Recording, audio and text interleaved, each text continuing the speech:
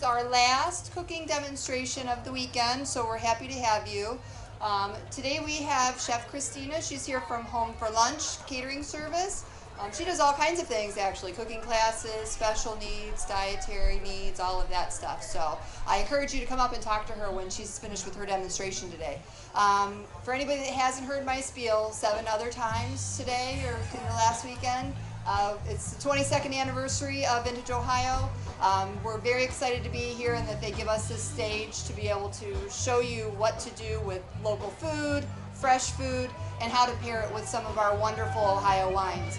I grew up in Ashtabula County and I can literally be at 25 wineries in 10 minutes from where I live. So to see this event and how many other wineries we have from all over our state is amazing. It makes me realize how narrow-minded I am when it comes to Ohio wine. I have my favorites where we live, but being here we get to sample things from all over the state. So I hope you all enjoy, and I'm going to let Chef Christina take the stage. Thank you, Erica. Hi everybody, how are you today? I want to thank you for coming out in this lovely weather, beautiful sunshine that we're having. Today we are going to make a lentil pate with a grilled pork belly on top. So it's got some mushrooms, some nice spices and seasoning and herbs in there. And we're going to do a little bit of hocus pocus too so that we can get back out there and taste some more wine samples. So we're going to start first with our lentils. This is the hocus pocus part of the day. Lentils, I think if you know, cook about 30 to 45 minutes to really get them as tender as we want them for this pate specifically.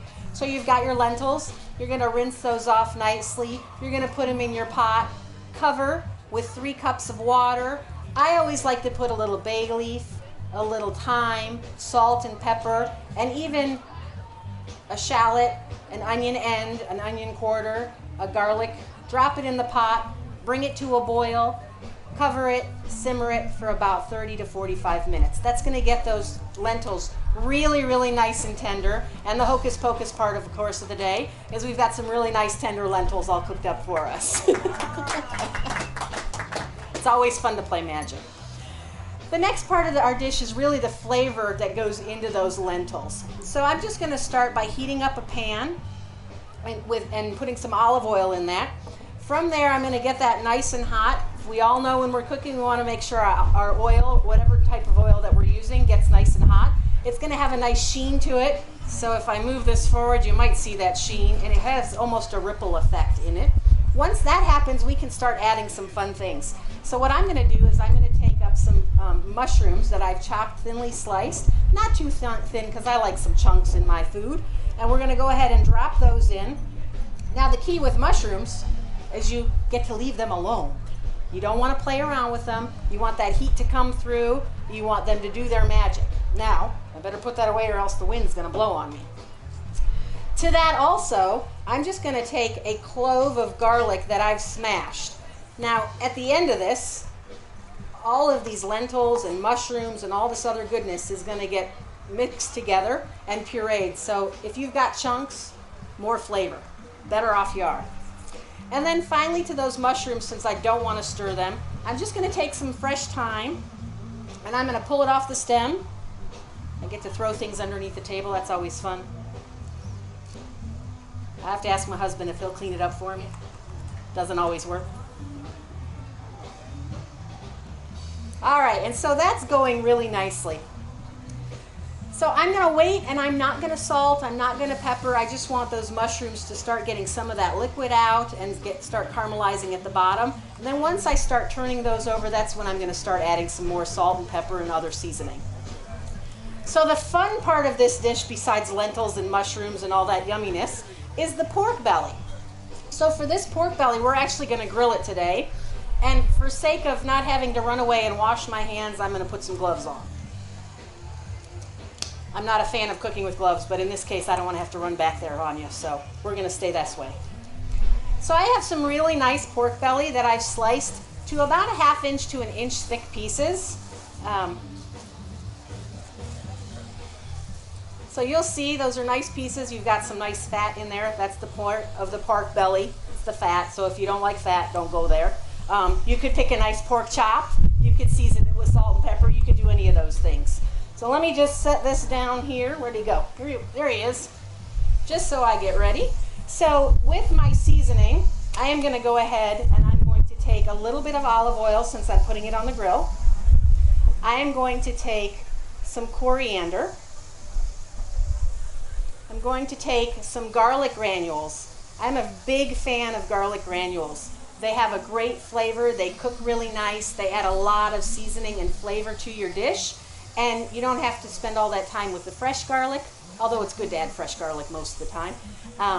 And then I have some ground black pepper, a pinch of red pepper flakes, and then at the end, I am going to do my pinch of salt, by the way, and then at the end we're going to use some brown sugar, but I want to get this pork coated really nicely.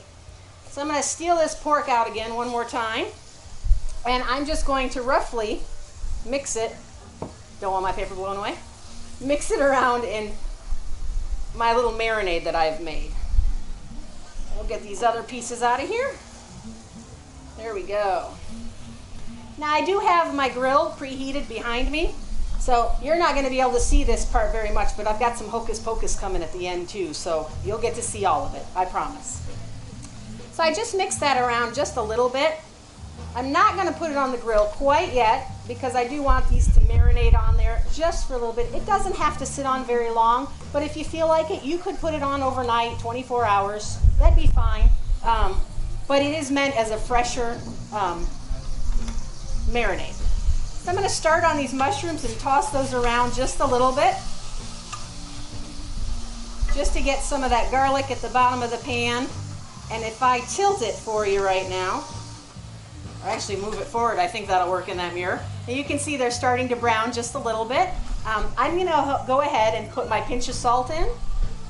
That's going to pull out some more of that moisture, so then we start really getting the caramelization. I'm also going to add a little bit of garlic, granulated garlic, and just a touch of black pepper at this point in time. We're going to let those keep going because they have to get all yummy. And in a little bit, we'll add some shallots to that to add a little bit more caramelization to that. In the meantime, I'm going to put my back to you because I have to run back there to the grill. I'm just going to take this pork and I'm going to go ahead and put it on the grill. I'll be right back. We apologize, but the fire department wouldn't let us bring the grill under the tent. They were afraid. And I didn't fall off the stage. That's impressive if you knew me at all. All right. So what I'm going to do in the meantime is I'm going to get one more clove of garlic and I'm going to get that crushed up because I do want to add just a little more garlic flavor to the shallots when I put those into those mushrooms. Does anybody have any questions? All right.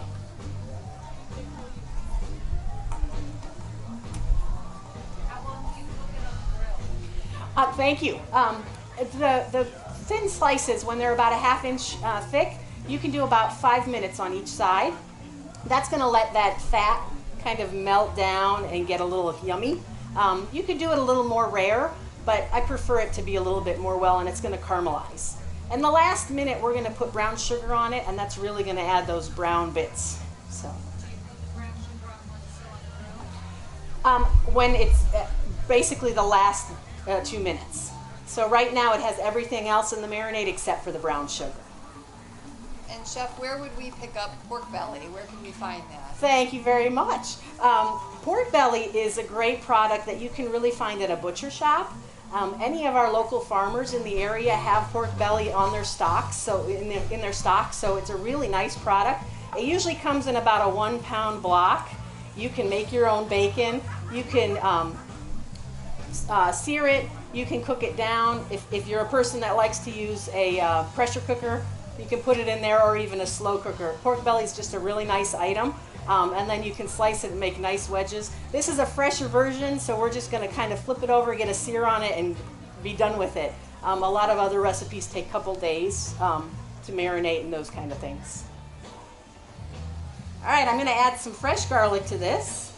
And then I'm going to add my sliced shallots. I didn't want to cry for you, so I did this earlier.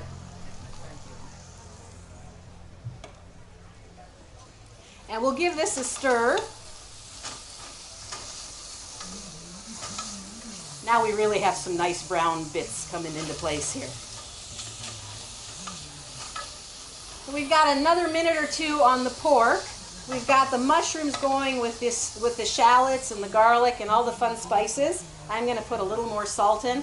Now you might be curious about how much salt I'm adding because I think I'm on 4 times now in this pot, maybe 3. I measure out my salt for my recipes, and then I salt throughout the cooking process. Adding salt at various times brings out moisture, adds flavor, does all these things. So I'm not adding more salt than you would. I'm not making everybody sodium fanatics or anything like that. I'm just adding the flavor throughout. And at the end of the day, I actually use less salt, and I have a girlfriend who eats salt like by the shakerful. And I've made her do this now, and she has cut her salt intake in half just by measuring it and adding it several. And she says, well, I get to add some right at the end. And then I feel like I added a whole bunch more salt. I'm like, great, quit adding the salt. But so it's a really healthy thing to do. A lot of people think I'm adding extra salt, but I'm not. I measured it out, and that's all there is to it. All right, I think I'm going to go and flip that pork, and I will be right back. Are there any questions for the chef while she's flipping her pork that we can maybe have her answer? Perfect. With a plastic fork. I think next year we need a mirror back there over the grill so that we can project that for everybody. Perfect.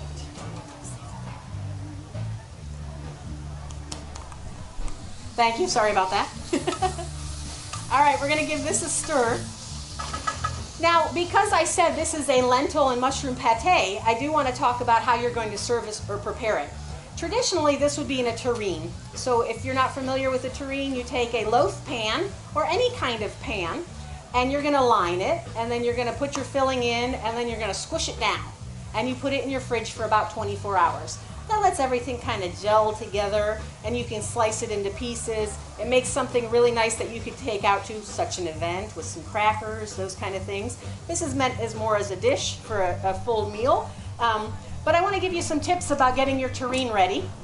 So I mentioned a loaf pan, but I did want to show that you could do other things too. So I have these cute little carry-out thingies. And what you want to do is you want to make sure that you line your pan. And that's going to make the tureen easier to get out. So my little trick for you is insert into a plastic bag. You can kind of squish it down, and then you're going to put your filling in there. What you do next is cover it up with the rest of the bag, put your other pan on top, and then you weigh it down with a can.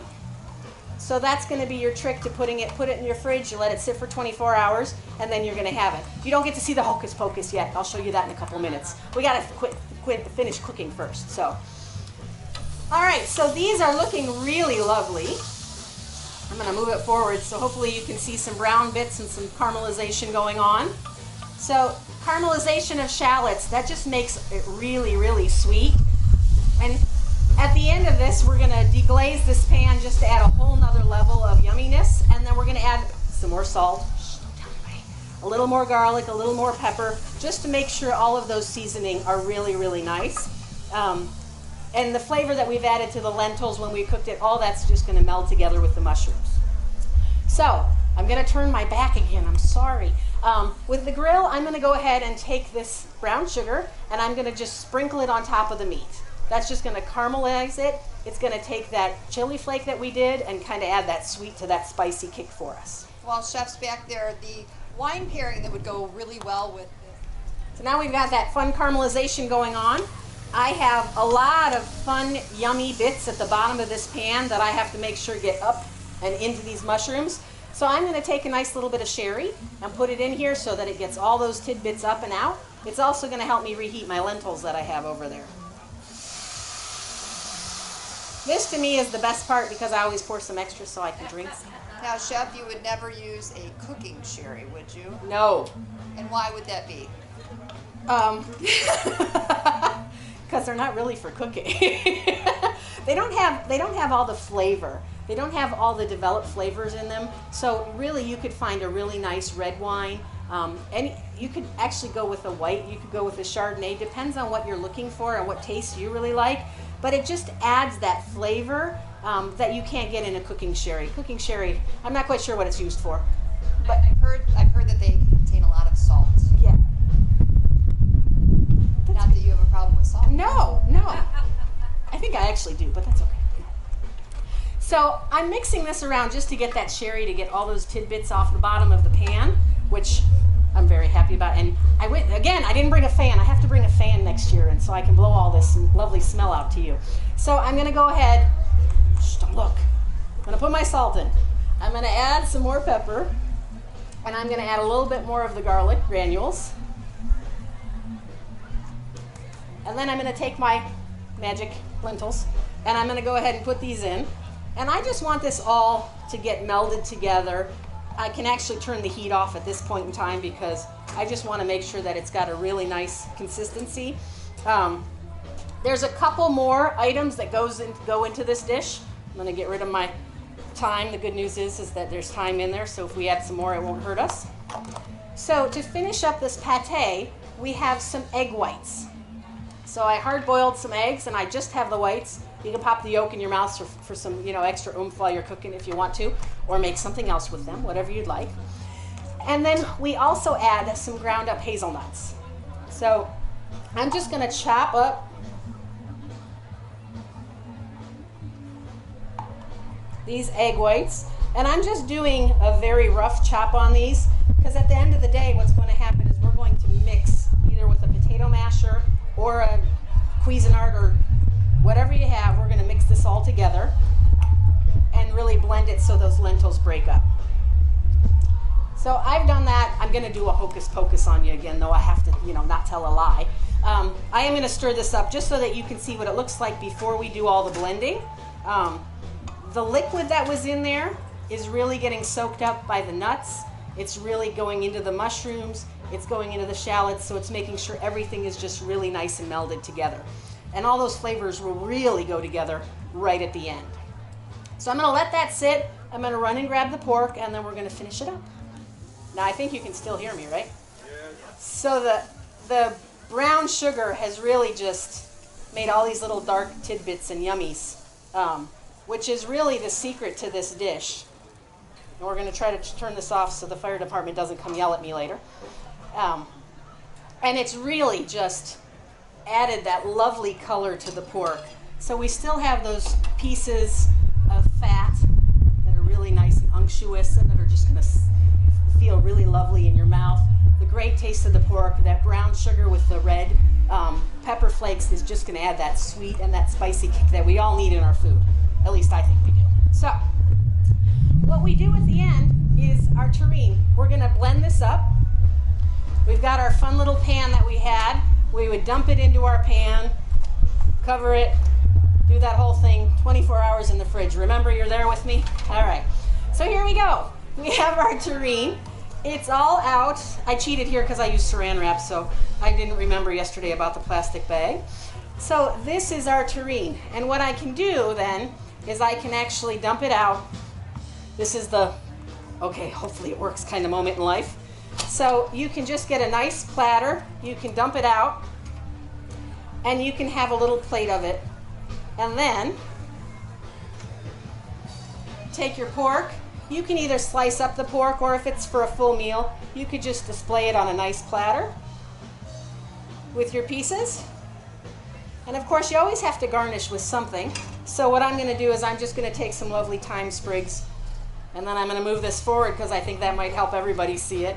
And so then we have our lovely thyme on top of our pate of lentils and mushrooms and our pork belly that's been grilled. Thank you so very much for coming out today.